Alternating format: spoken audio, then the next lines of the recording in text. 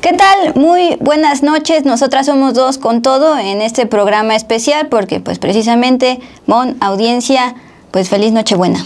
Sí, Dul, felicidades a ti, felicidades a quienes nos ven este día. Fíjate, tú sí vienes bien navideña y a mí se me pasó por completo, pero por dentro... Siempre hay un Grinch real. Yo soy una Grinch falsa. Sí, ya me descubrieron. Pero tengo todo el ánimo para compartir con ustedes este día tan especial, que espero que estén pasándola con sus seres queridos.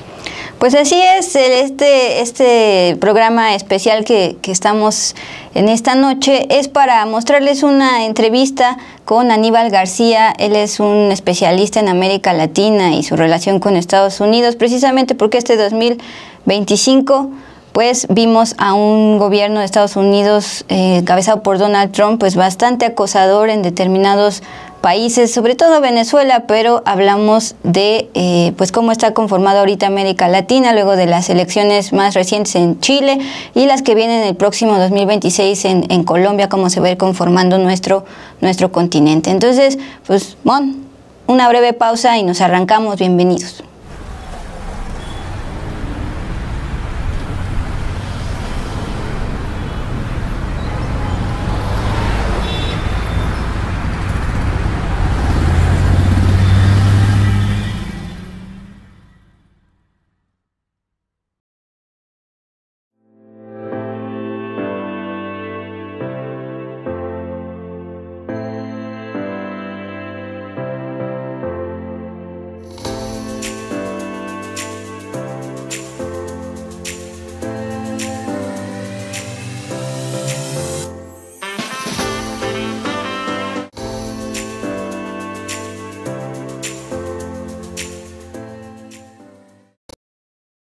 Muy buenas noches, gracias por conectarse con nosotras esta noche de miércoles.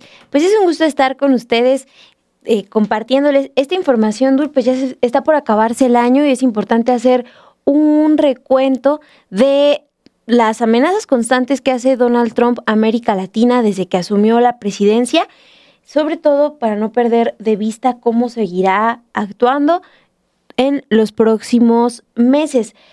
Vamos a recordar que el 13 de diciembre el presidente Donald Trump ya había amenazado con que las operaciones terrestres de su ejército, del ejército estadounidense en Latinoamérica, comenzarían pronto. También este anuncio se hizo días después de que un petrolero venezolano fue incautado por Estados Unidos en el Mar Caribe y se supo que se dirigía a Houston. Desde entonces, a mediados de este mes, la Cancillería de Cuba condenó esta acción militar y advirtió que refuerza la guerra económica y que tendría un impacto directo en el sistema energético nacional. Es una de las naciones que se ha pronunciado en contra de estas acciones militares de Estados Unidos. En esa ocasión estamos hablando de mediados de este mes. El presidente cubano Miguel Díaz-Canel calificó la incautación del petróleo como un acto de piratería y terrorismo marítimo y acusó a Estados Unidos de impedir el derecho de Venezuela a comerciar libremente sus recursos. También en esos días el movimiento de países no alineados, que incluye 121 naciones, emitió una declaración de apoyo en donde condenó el robo de un buque petrolero y denunció que las acciones son violaciones flagrantes al derecho internacional y alertó que la presencia militar de Estados Unidos amenaza la paz y la estabilidad del Caribe. Eso es lo que han dicho distintos países en América Latina, que Estados Unidos está violando el derecho internacional al ordenar ataques a embarcaciones en las que también ahora se sabe que viajaban pescadores que han sido asesinados, Dul, que suman más de 80 personas asesinadas como parte de estos ataques militares de Estados Unidos. Les estaba hablando de la incautación, del robo de este petrolero, pero se registra justamente a la par de los asesinatos en el Mar Caribe que ha ordenado Estados Unidos.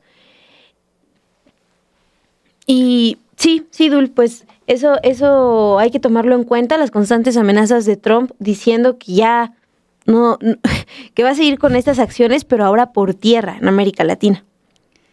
Pues sí, la última mitad de este 2025 sobre todo fue cuando se empezó a agudizar esta estrategia del gobierno de Donald Trump sobre América Latina, particularmente en países, como nos decía el entrevistado Aníbal García, que pues tienen no tanta aprobación ciudadana, precisamente por el acecho que se ha visto de Estados Unidos sobre, por ejemplo, Venezuela, el tema del embargo que ha derivado en una crisis económica, de la crisis económica en flujo migratorio.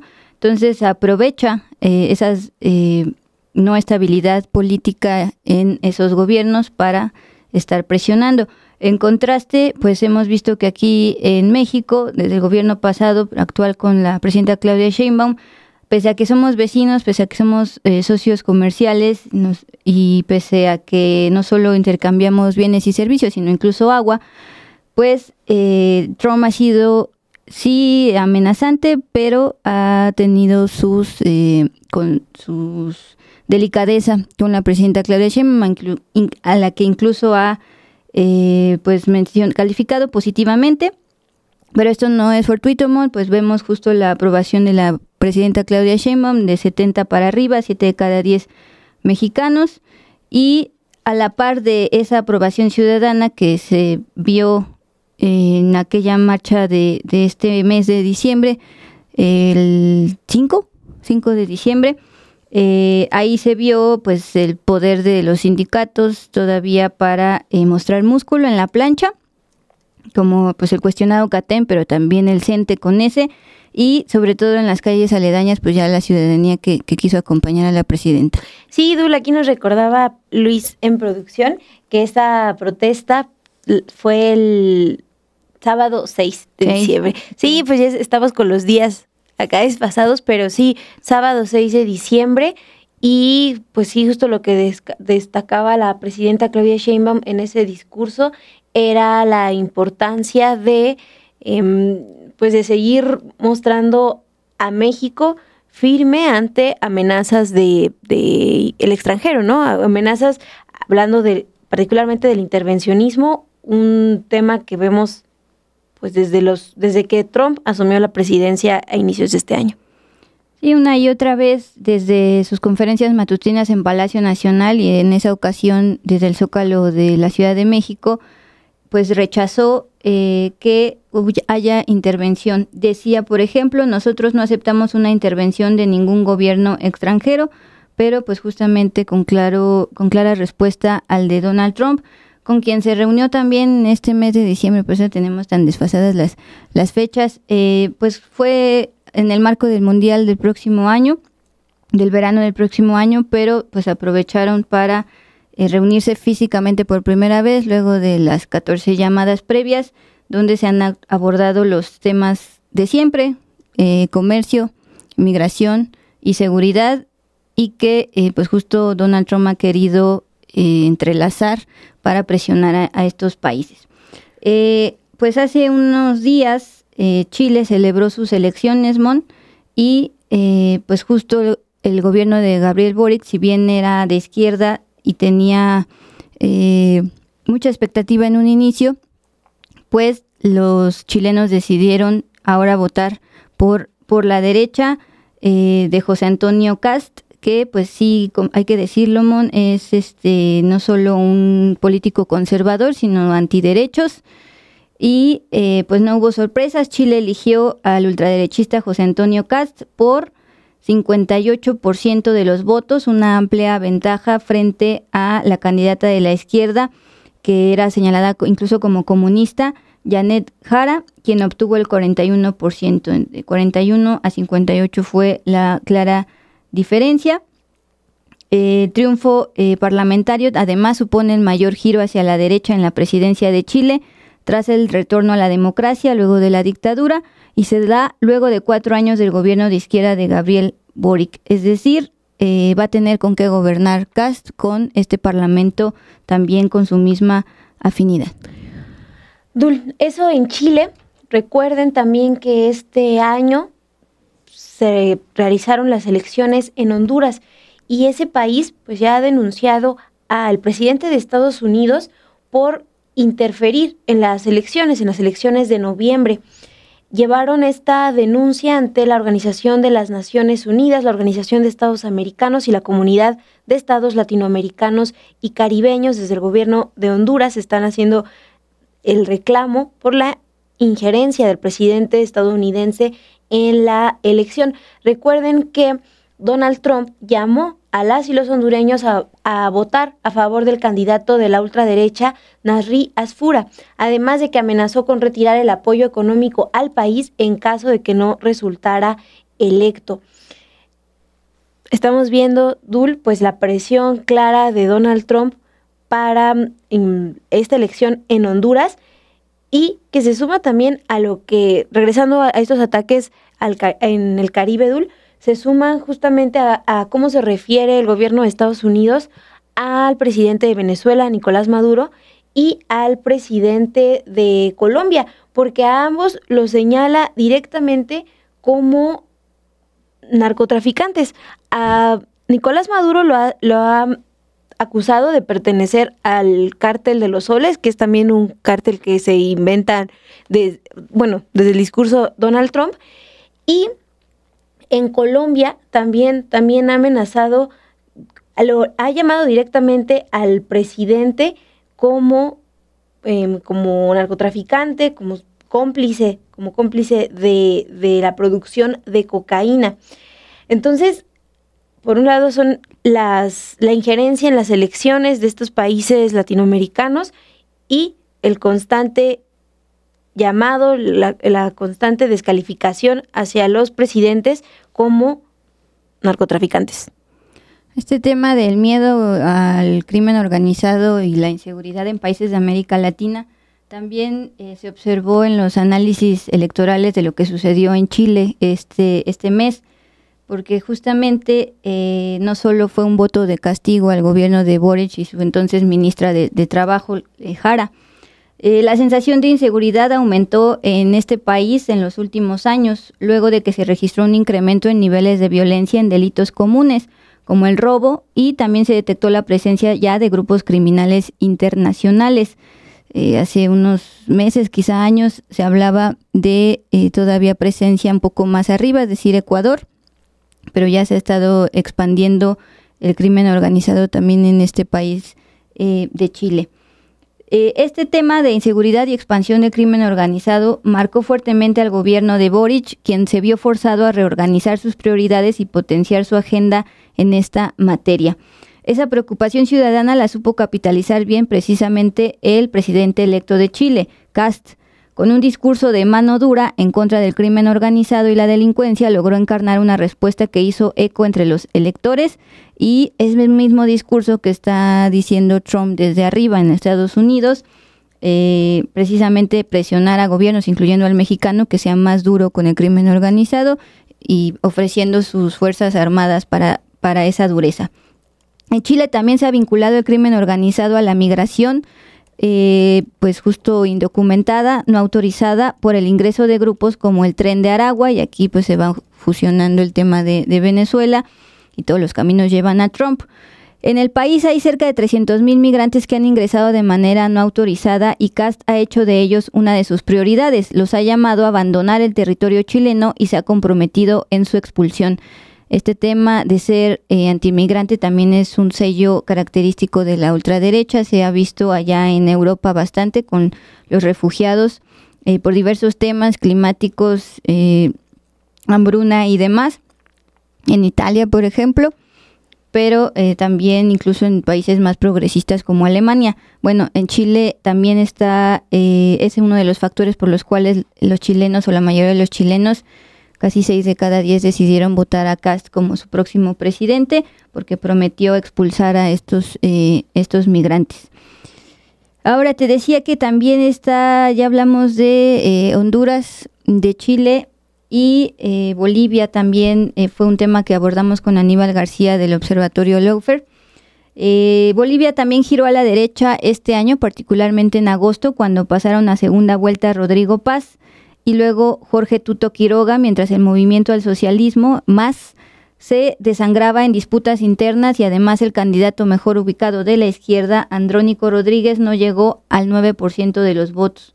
En Bolivia hay una crisis económica, financiera y de escasez de combustible, entonces los bolivianos pusieron fin a un ciclo de casi 20 años, 2 décadas, desde el primer gobierno de Evo Morales, un político que ha tenido muy buen recibimiento por el gobierno de izquierda de aquí de México. Entonces, con los últimos comicios, elecciones a lo largo de este 2025, la derecha gobernará 11 países en América Latina, nuestro continente. Ahí te van, Mon. Argentina, bueno, eso ya está en proceso. Vemos a un Javier Milei, pues también que llegó con la promesa de mejorar la crisis económica que continúa. Y ahora, pues ya Estados Unidos, bueno, por haber hablado bien de Trump, ya le dieron un préstamo millonario, que decía la presidenta Claudia Sheinbaum que lo mismo que Milei pidió prestado a Estados Unidos sometiéndose a la mano dura de Trump, es lo que México recaudó en cuanto a impuestos. Bueno, sigo con la lista, 11 países: Argentina, Bolivia, lo que les acabo de decir, Chile, llega en marzo como tal el presidente electo, marzo del 2026, Costa Rica, Ecuador, el año 2024 fue un país del que México tuvo mucho foco por el tema de las presiones diplomáticas. Luego El Salvador, también bastante conocido. Honduras, ya lo decías, pues semanas de incertidumbre por saber quién realmente ganó y una clara intervención de Donald Trump. Sí, Dul, y además de hacer este recuento de los países en los que está interviniendo Donald Trump en materia electoral, también es importante recordar que aquí en México, que menciona constantemente Donald Trump que la presidenta hace un muy buen trabajo, que somos aliados, bueno, a la par pues continúan estas amenazas constantes de aranceles y también la insistencia de enviar al ejército estadounidense aquí en México. Recordemos, en mayo la presidenta Claudia Sheinbaum confirmó que Donald Trump sí le ofreció desplegar a su ejército aquí en México para combatir el narcotráfico. Esto lo ofreció durante conversaciones telefónicas y en esas conversaciones la presidenta negó que México necesite o que quiera esta intervención del ejército estadounidense. Eso fue en mayo, pero también aquí les hemos informado que Donald Trump quiere desde hace años enviar soldados a México.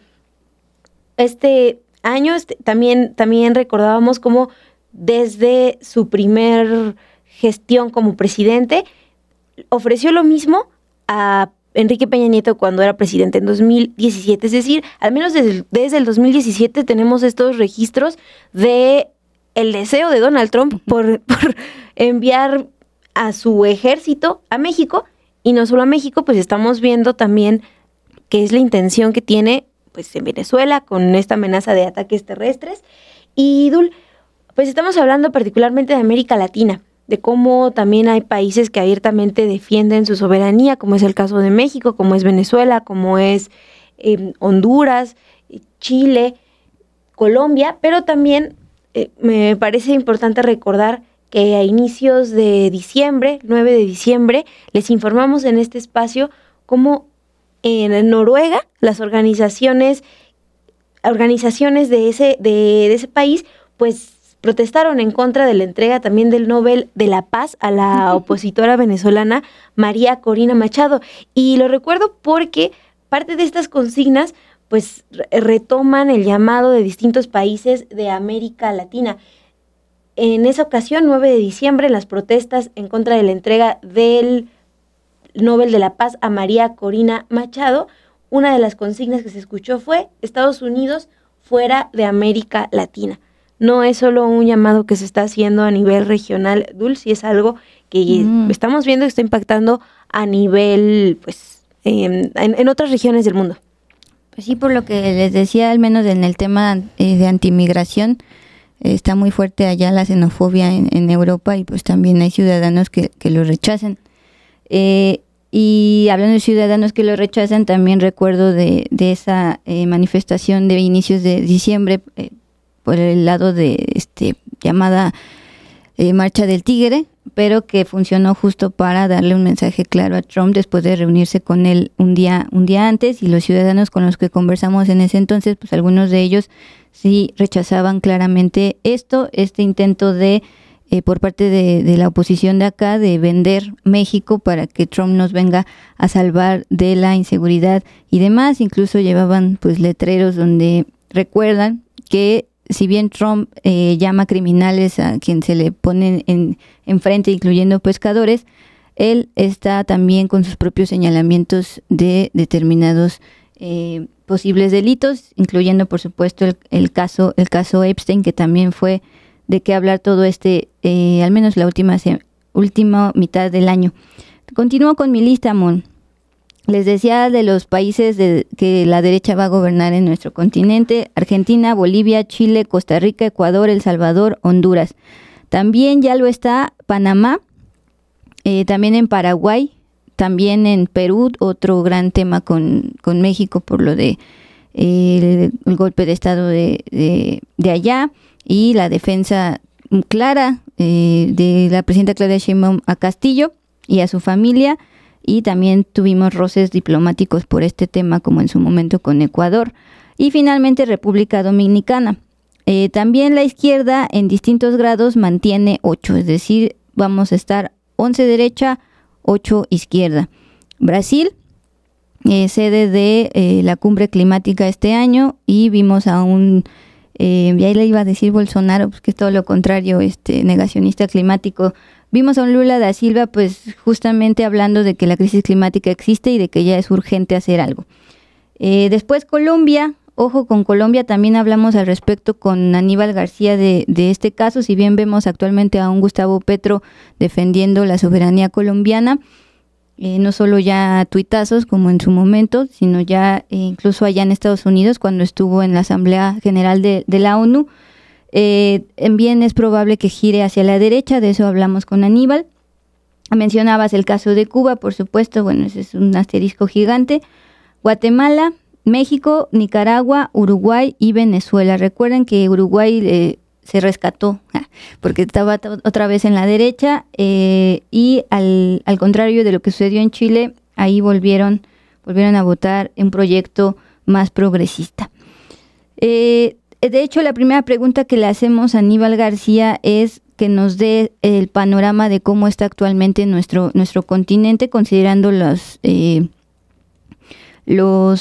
elecciones que se vienen. Y sobre todo, la pregunta, Mona, acuérdate, fue ¿quiénes están sometidos a Trump y quiénes están defendiendo la soberanía? Dice lo siguiente para ir adelantando un poco. Hay quienes pensamos que no se ha terminado el ciclo progresista a pesar de este 11-8, sino que más bien estamos frente a una disputa hegemónica y una disputa política en América Latina y el Caribe. Los países más cercanos a Estados Unidos, los sometidos en los últimos años, 2025, empieza pues justo Argentina, El Salvador con Bukele y Noboa con Ecuador. 3 países que además han comprometido su seguridad nacional subordinándose a la lógica de seguridad nacional estadounidense: Argentina, El Salvador y Ecuador. Lo digo así, dice Aníbal, porque en términos de seguridad se nota bastante. Hay una política de supuesto combate del narco en el caso, por ejemplo, de Ecuador, o en el caso también de El Salvador, donde la manera en la que se combate el narco es como mandata tal cual los Estados Unidos. Desde una óptica y desde una visión militarizante con apoyo por parte de los Estados Unidos, no solamente apoyo real, sino de distintas instituciones estadounidenses, también con recursos que provienen de los Estados Unidos. El Plan Ecuador es, digamos, una continuación de lo que se hizo en México en tiempos de la Iniciativa Mérida, y que además trae ese antecedente claro que es el Plan Colombia. Entonces hay una línea de continuidad que se va estableciendo en el caso de Ecuador y en el caso de El Salvador. Vemos también cómo compromete la seguridad nacional con mayores vínculos con los Estados Unidos. Y básicamente quienes conforman el gobierno de Milei son exmiembros de un banco que es sumamente importante, que es el JP Morgan. Aquí es cuando ya nos plantea pues no solo el sometimiento a Trump, sino los intereses económicos que hay detrás.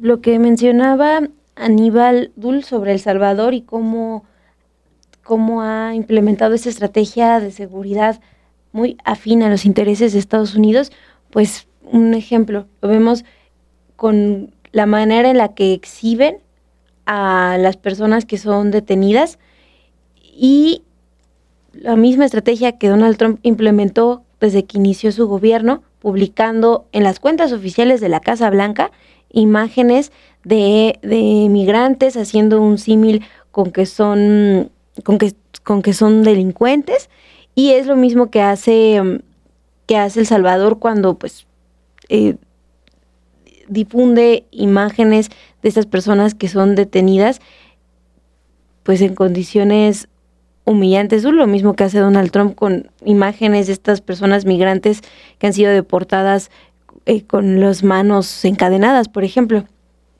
Y pues eso es lo que recordaba escuchando lo que nos mencionó Aníbal García en la entrevista que vamos a escuchar en unos momentos, pues cómo pues estos países se están mostrando abiertamente afines a Estados Unidos y a seguir sus estrategias que violentan derechos humanos. Nos vamos a mandar con Aníbal García recuperando esta frase que da la presidenta Claudia Sheinbaum desde el Zócalo de la Ciudad de México en aquella manifestación del Tigre. La soberanía y por tanto la patria han sido defendidos en todo tiempo por nosotros. Somos herederos de Hidalgo, de Morelos, de Juárez, de la Revolución Mexicana. La patria, dice la presidenta, no se defiende cuando se busca injerencia extranjera en los destinos de la nación. La patria se defiende. Y justo en esta manifestación hubo un señor disfrazado de Hidalgo. Pues con eso, Mon, ¿qué te parece si vamos a escuchar a Aníbal García del Observatorio de Lawfare? Sí, Dul, me parece muy bien que escuchemos y también les deseamos feliz Navidad, feliz Nochebuena, porque los vamos a dejar con esta entrevista, pero pues ustedes seguramente van a estar cenando, van a estar ahí con sus seres queridos y pues bueno, nosotras también estaremos aquí pendientes. No se pierdan, no se vayan todavía, falta esa entrevista con Aníbal. Gracias por conectarse y ya saben que nos vemos mañana aquí en Dos con Todo.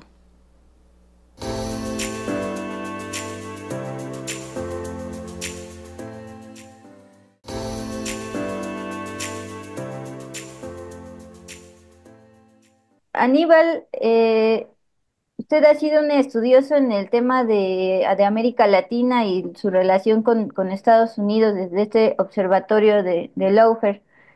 Eh, Pensando que estamos pues ya justo terminando el año 2025, de miras a las elecciones presidenciales en América Latina, por ejemplo, Colombia y demás, y lo que estamos viendo en este cierre de año.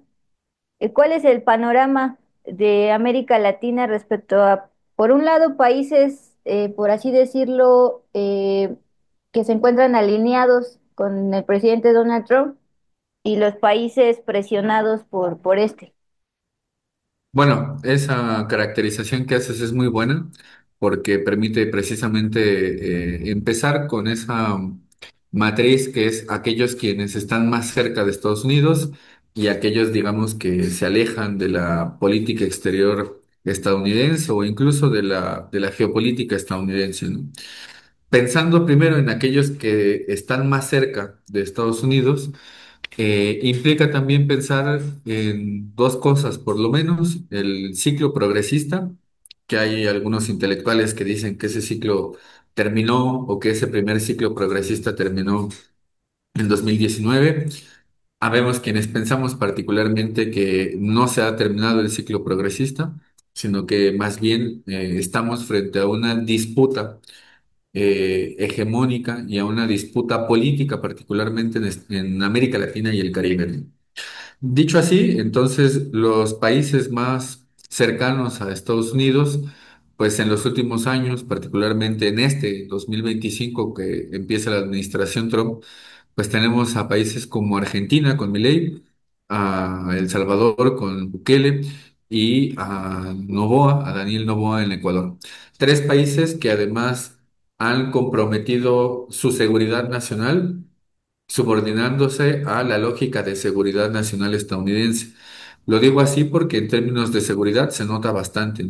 Hay una política de supuesto combate al narcotráfico en el caso, por ejemplo, de Ecuador o en el caso también de El Salvador, en donde la manera en la que se combate al narcotráfico es como mandata en Estados Unidos, ¿no? Desde una óptica y desde una visión militarizante, con apoyo por parte de Estados Unidos, no solamente apoyo real de distintas instituciones estadounidenses, sino también con recursos que provienen desde Estados Unidos.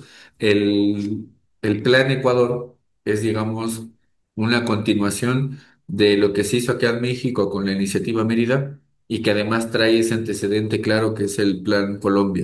Entonces hay una línea de continuidad que se va estableciendo así en el caso de Ecuador. Y en el caso de El Salvador, pues vemos también cómo compromete la seguridad nacional con mayores vínculos con Estados Unidos, con el Departamento de Estado, con el Departamento de Justicia, con el mismo Comando Sur, incluso hasta se habla ya de una base militar en El Salvador. Y bueno, en el caso de Argentina, distinto porque empieza una gestión de Javier Milei que proviene además de una administración bastante fallida como la de Alberto Fernández, en donde no solamente está comprometida la seguridad misma con el tema del narcotráfico en Argentina, sino hay otra característica más, es la parte de la subordinación económica. Básicamente, quienes conforman el gobierno de Milei son o ex miembros de un banco que es sumamente importante, que es JP Morgan. Si en el caso, por ejemplo, de Chile, en la década de los 70 hablábamos de los Chicago Boys, de este tipo de asesores económicos que se fueron a preparar a la Universidad de Chicago en la década de los 70, ahora estamos en Argentina frente a los JP Morgan Boys. O sea, hombres que están dentro del gobierno, dentro del gabinete de Javier Milei y que además están comprometiendo mucho de la capacidad económica, de la misma economía argentina y cediendo soberanía en términos económicos también. Además, no hay que olvidar que Argentina tiene la mayor deuda comprometida en el mundo con el Fondo Monetario Internacional y que es herencia del gobierno de Mauricio Macri. Entonces, digamos, estos países son los que están alejados, ¿no? Principalmente. Y ahora en 2025 tendríamos que agregar Bolivia, que termina y cierra ahí sí, un ciclo de gobierno progresista del MAS a partir de las distintas disputas internas y también a partir del golpe de Estado en 2019 que dicho sea de paso, detrás de sí, y como hipótesis, algunos académicos lo hemos manejado, pues detrás del golpe de Estado estuvieron ni más ni menos que los recursos críticos, minerales críticos para Estados Unidos, como es el caso del litio. Bueno, se agregaría quizá, y eso está en veremos todavía, el caso de Honduras que tuvo recientemente elecciones y que, bueno, eso conformaría ya otro país más cercano hacia Estados Unidos, que además están junto con otro tipo de gobiernos no tan relevantes como los que acabo de mencionar, pero que sí son importantes, como es el caso de Panamá, por el Canal de Panamá. Está también el caso de varios gobiernos vinculados ya hacia la parte geográfica del Caribe, como es Guyana o como es lo mismo Trinidad y Tobago, o como es lo que sucedió recientemente también en las elecciones de otro país que es chiquito, pero que es sumamente importante, que es Antigua y Barbuda. Perdió las elecciones ahí el primer ministro, que es Ralph González, una persona importante en la geopolítica caribeña, sobre todo por los vínculos que tenía desde hace por lo menos 20 años con Venezuela. Era uno de los principales aliados venezolanos en el Caribe. Entonces, estamos hablando de una reconfiguración política y geopolítica a nivel latinoamericano y caribeño. Y los otros países, los que están asediados por Estados Unidos, pues tienen varias características. Primero, son gobiernos progresistas, valiéndome de ese concepto bastante amplio para no entrar en detalles, podemos entrar después, pero ahí estarían Venezuela, estaría Colombia, estaría México también, estaría Brasil. Por lo menos esos países que digamos son las grandes economías latinoamericanas junto con Argentina que están siendo asediados militarmente, que están siendo presionados económicamente, que están siendo presionados comercialmente, así como México está renegociando el Tratado de Libre Comercio, así también Colombia tendrá que hacer lo propio con su propio Tratado de Libre Comercio con Estados Unidos. Y en el caso de Venezuela, pues desde luego mucho se ha dicho sobre las reservas de petróleo que tiene. Yo creo que eso ya es consenso entre la audiencia, lo puede saber además, es la principal reserva de petróleo, pero tiene también gas, es la cuarta reserva de gas a nivel mundial, tiene oro, tiene coltán, tiene esa característica geográfica de mirar hacia el Pacífico, hacia el Atlántico, pero particularmente hacia el Caribe. ¿Y por qué el Caribe importa mucho? Porque es la llave de entrada del imperio hacia el continente, hacia América Latina. Ha sido la llave de entrada del imperio español, ha sido la llave de entrada del imperio inglés, ha sido la llave del imperio también, bueno, no tanto así imperio, pero así digamos potencia marítima en su momento, Holanda, y lo es ahora de Estados Unidos. Y frente a eso, pues ya nos conecta con otra característica, que es la disputa regional en términos de hegemonía. Particularmente Colombia y Venezuela tienen, y México también tienen entre sus principales socios comerciales a China. Venezuela tiene una gran cantidad de comercio con China, una serie de acuerdos y de tratados con, más acuerdos que tratados y memorándum de entendimiento con China. Colombia tiene también y ha anunciado ya Gustavo Petro la intención de formalizar un tratado de libre comercio. Y México, pues desde luego que más cercano geográficamente, históricamente y geopolíticamente también hacia Estados Unidos, pues tiene esta camisa de fuerza que es el Tratado de Libre Comercio, que tiene entre sus distintas disposiciones la imposibilidad de firmar un tratado de libre comercio con una economía que no sea de mercado. Lo dicen así, pero prácticamente estamos hablando de China y además requiere de el aval de las otras dos partes, o sea, de Canadá y de Estados Unidos, para formalizar un tratado de libre comercio. Entonces, ha ido buscando China otra manera de establecer relaciones comerciales. México tiene históricamente no solamente relación comercial, sino también otra relación pueblo-pueblo, incluso momentos bastantes lamentables también en la historia bilateral entre China y México, sobre todo por la política que había en contra de la población china en México y que también en el gobierno del expresidente Andrés Manuel se reconoció que hubo una política de ese calibre en contra de la población china en territorio nacional y se pidió perdón también por ese tipo de cosas. Entonces tenemos presión comercial, tenemos presión militar, tenemos también renegociación de Tratado de Libre Comercio. El otro aspecto es el tema de migración, porque así como está México con la cantidad de migrantes que hay en Estados Unidos, también hay una gran cantidad de migrantes venezolanos, así también colombianos, y hemos visto en este año esta cantidad de políticas y de disposiciones y órdenes ejecutivas por parte de Donald Trump para incidir en los flujos migratorios, para prohibir de facto la migración, para perseguir a migrantes en territorio estadounidense. Y eso desde luego que todo este año hemos visto esas relaciones bastante complicadas en tema migratorio. Y el último es el tema del narcotráfico y lo dejo hasta el último porque eso conecta con el tema de la seguridad nacional estadounidense y con el asedio militar. Detrás de esa presencia militar en el Caribe por parte de Estados Unidos, está desde luego esta situación de Donald Trump de caracterizar a los distintos grupos del narcotráfico como organizaciones terroristas internacionales que le da la posibilidad de hacer política exterior en este tipo de cuestiones militares como las que vemos en el Caribe, de posicionar distintos barcos en esta zona importante de nuestro continente.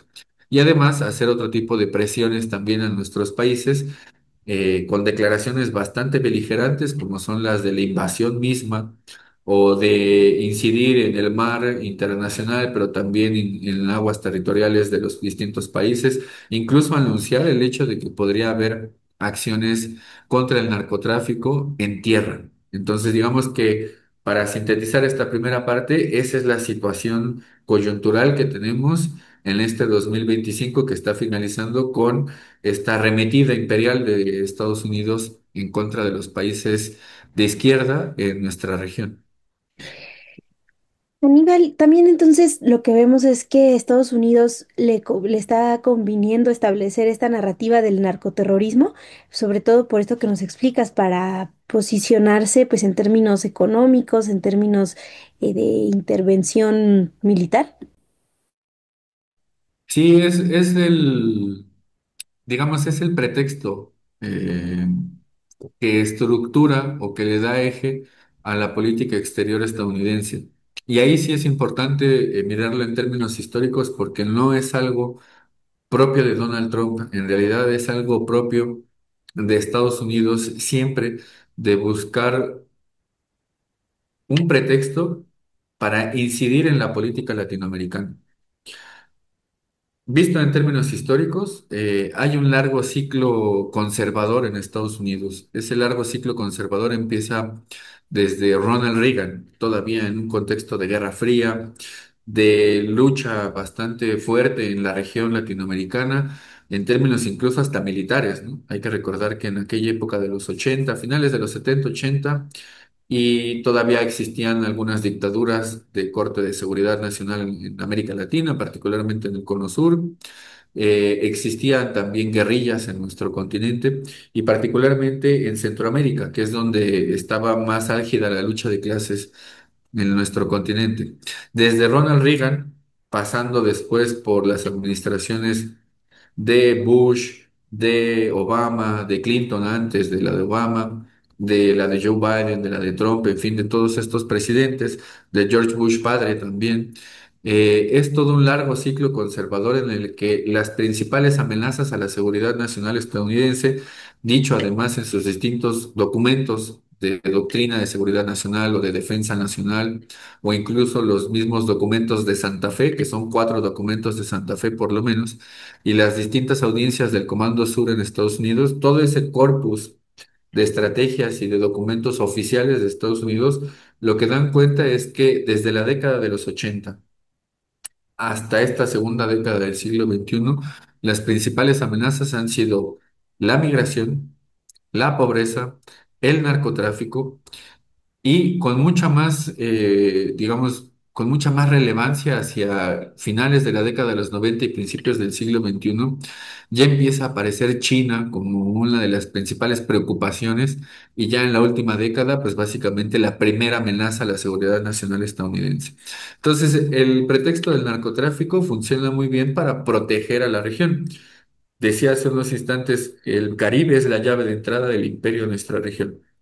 Visto así, poner una presencia militar en las distintas islas del Caribe implica además no solamente asediar a los gobiernos latinoamericanos, sino por otro lado también mandar un mensaje bélico, mandar un mensaje imperialista de que América Latina es lo que decía esta comandante del Comando Sur, Laura Richardson, que es su vecindario. Eso lo dijo en años anteriores, pero todavía más en este 2025.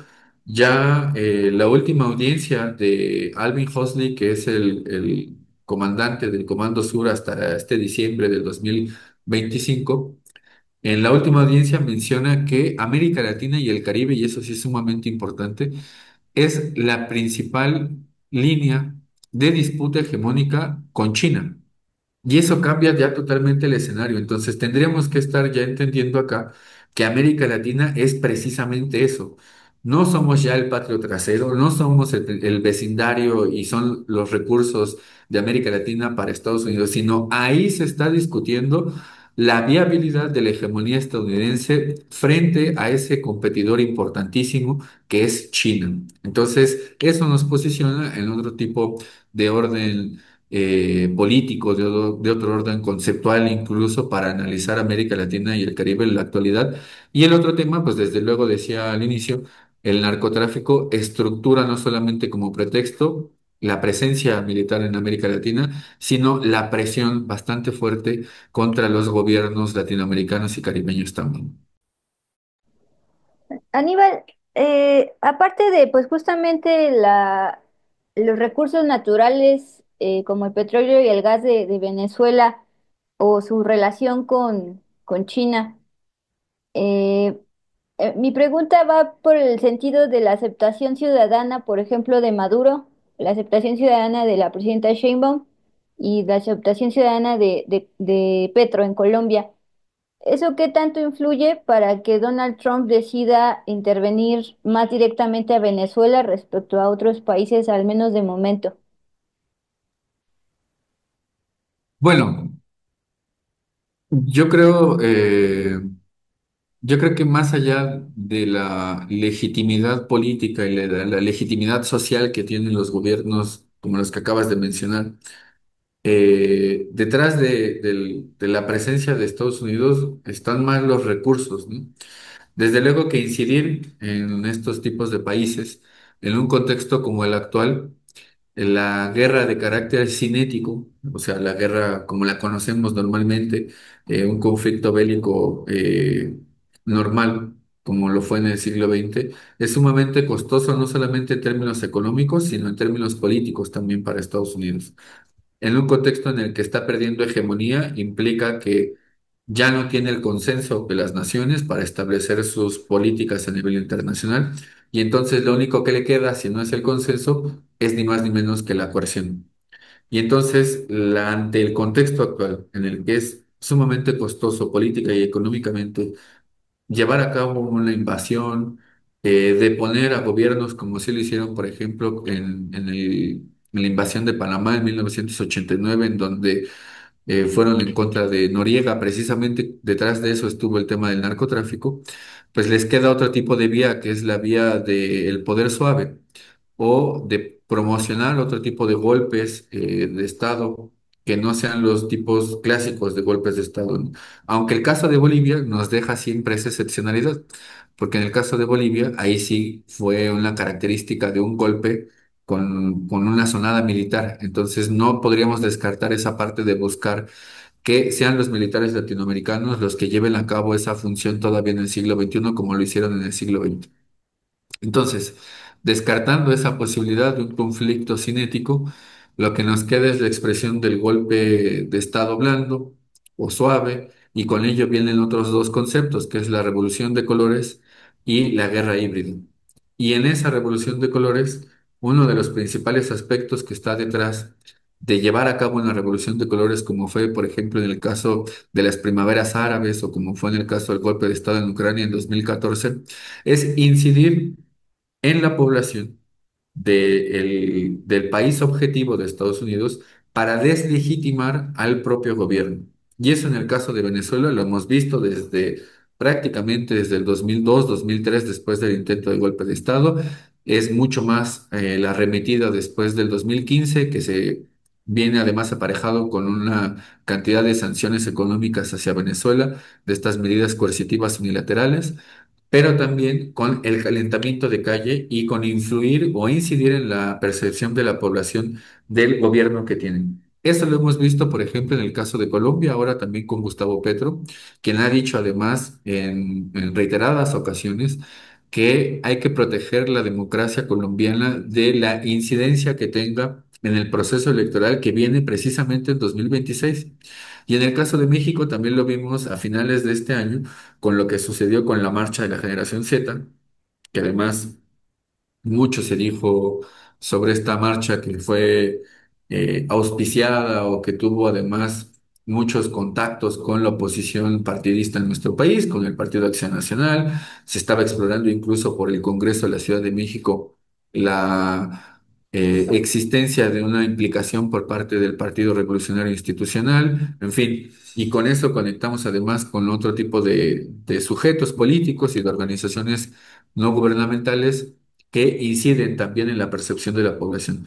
Entonces, para ir más o menos respondiendo a tu pregunta, pues desde luego que una primera alarma de que está en proceso o que está en marcha esa revolución de colores o esa guerra híbrida en nuestra región, pues además de todo lo que hemos platicado, que en términos generales podríamos aglutinarlo todo como en un amplio proyecto de desestabilización económica, viene además aparejado con la desestabilización política, el incidir en la percepción de la población sobre el gobierno que fue elegido democráticamente. ¿Para qué? Para deslegitimarlo.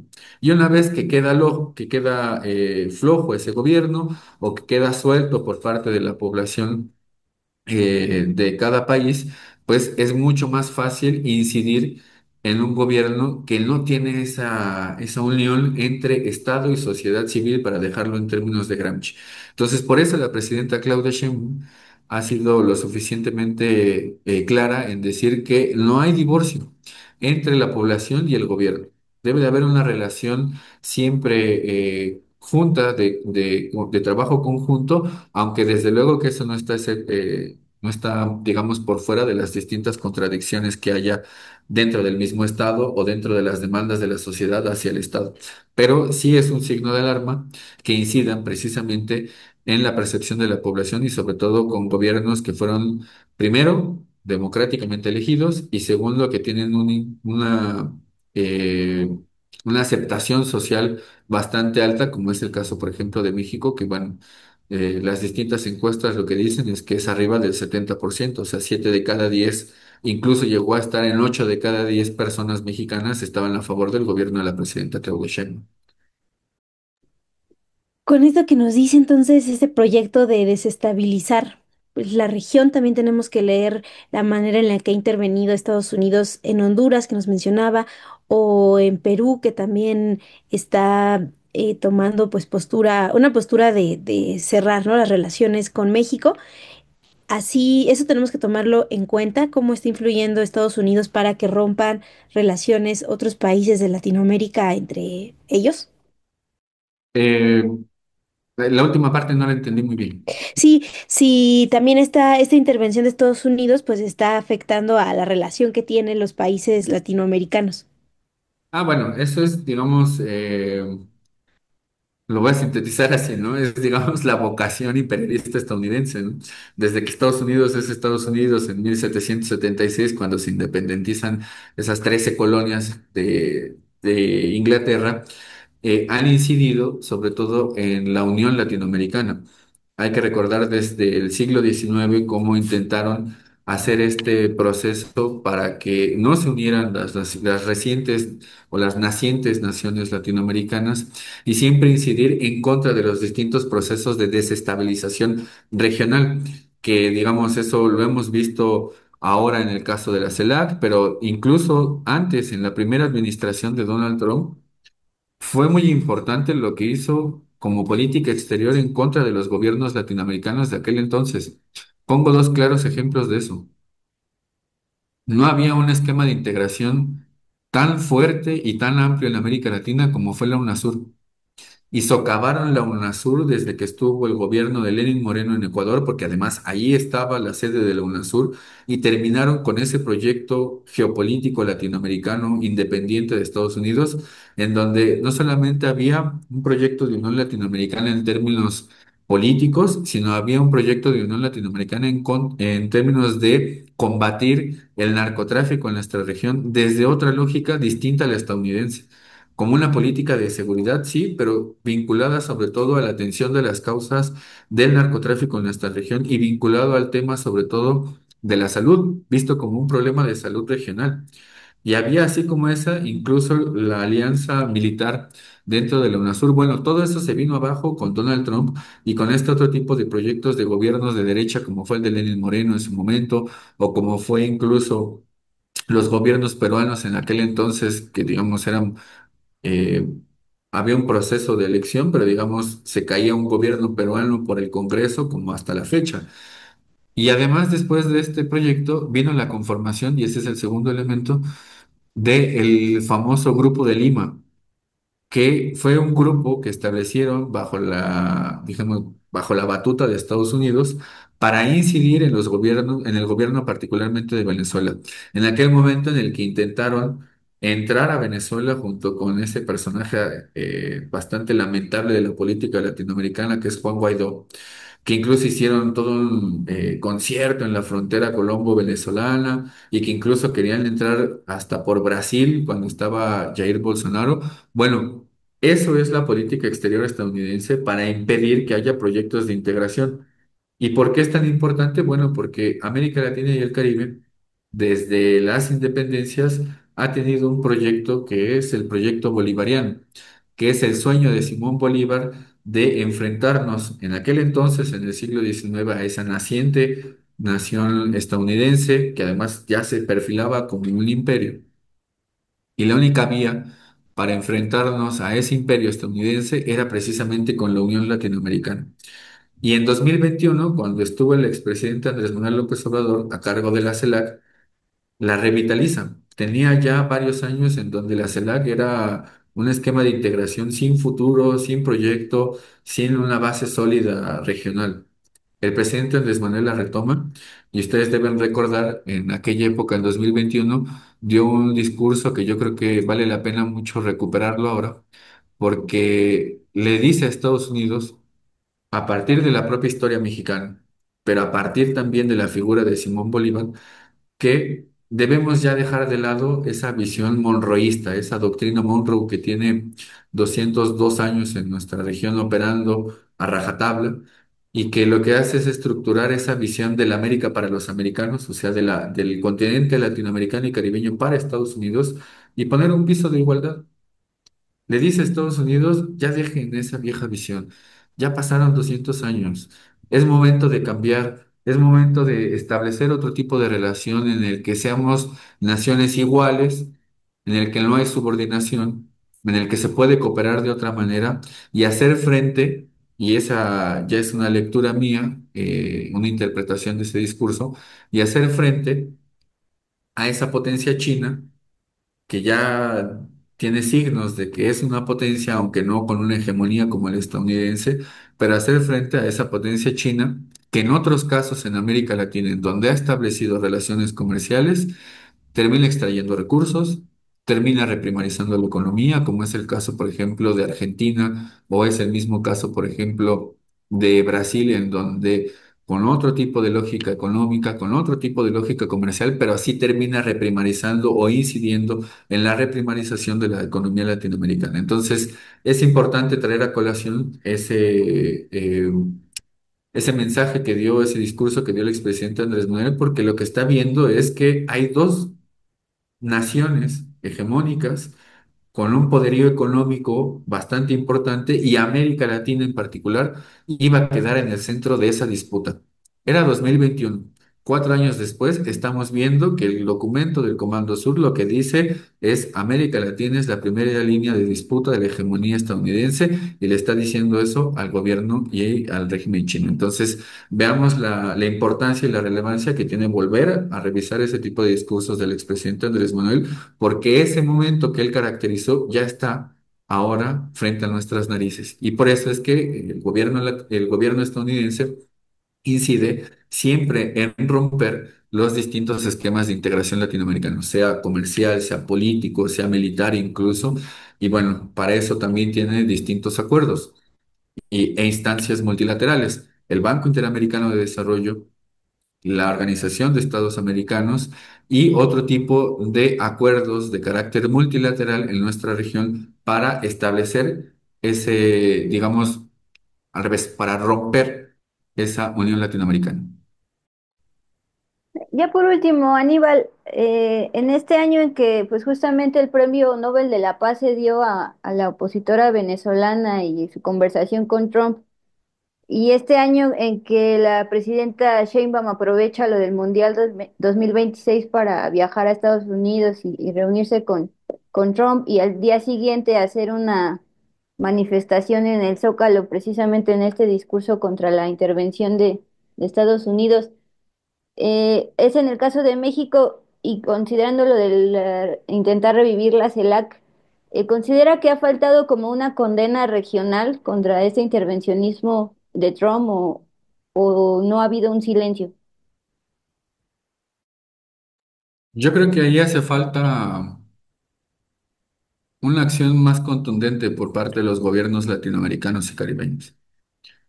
Eh, y lo digo haciendo esas pausas, así como las hacía el expresidente Andrés Manuel, porque es complicado el escenario, ¿no?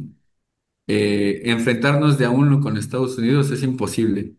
Y México es, recupero las palabras de un general venezolano, México es la primera línea de ruptura hegemónica estadounidense. Yo creo que tendríamos que ver a México así. México no puede solo. México, si quiere hacer un proyecto de transformación, necesariamente requiere de gobiernos latinoamericanos que estén a favor de una política distinta a la de Estados Unidos hegemónico. Y ahí sí que ha hecho falta una unión latinoamericana, un evento quizá en donde tengamos la presencia de los principales dirigentes latinoamericanos de izquierda y de otro tipo de ideologías también para decirle a Estados Unidos, no más con esa relación subordinante, no más con esa relación neocolonial. Así como hace falta esa presencia y digamos, esa unión latinoamericana en términos gubernamentales o en términos de Estado, También nos ha hecho falta a nosotros como población un magno evento o una unión latinoamericana y caribeña de los pueblos, como así sucedió, por ejemplo, en su momento en el ALCA en 2005, allá en Mar del Plata, que de hecho se cumplen 20 años del no al ALCA, de ese al carajo que le dijo Hugo Chávez eh, a Bush, ¿no? Entonces, bueno, hace falta también que los gobiernos latinoamericanos y los pueblos latinoamericanos se opongan a esta beligerancia estadounidense y yo creo que ese tendría que ser en algún momento el futuro de la región y el futuro de, digamos, de esa disputa con Estados Unidos también. Pues Aníbal, te agradecemos muchísimo tu amplio análisis y recuento de este año y de lo que viene en el 26. No, gracias a ustedes y bueno, hay que estar atentos a lo que suceda también con el Mundial en México, porque como sucedió en Brasil, en el golpe de Estado en contra de una mujer, de Dilma Rousseff, se puede aprovechar también ese contexto para la desestabilización en nuestro país. Así que bueno, hay que estar atentos a ese momento coyuntural de la historia mexicana también. Muchas gracias, Aníbal García, eh, del Observatorio Lofgren y especialista en el intervencionismo en esta lectura de Latinoamérica. Muchas gracias. No, gracias a ustedes, Dulce, Montserrat, y bueno, espero que haya sido fructífera esta charla también. Gracias.